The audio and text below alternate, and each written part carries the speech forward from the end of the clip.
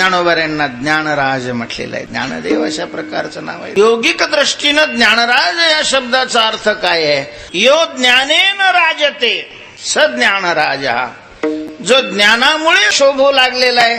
ज्ञानराज या शब्दाचा असा अर्थ आहे. पण ज्ञानाने प्रकाशित झाले, चमकले, सुशोभित झाले असा अर्थ ज्ञानोबाऱ्यांच्या बाबतीमध्ये नाही काढता येत. हा अर्थ कमी वाटतो, अपूर्ण अशा प्रकारचा वाटतो. मग ज्ञानराज बहुरी समास करायचा. ज्ञानम येन राजते स ज्ञानराज. ज्ञानाने शोभतो हा तृतीय तत्पुरुष समासाने अर्थ केलेला आहे. आणि ज्ञानम येन राजते, ज्ञान ज्याच्यामुळे सुशोभित झालं.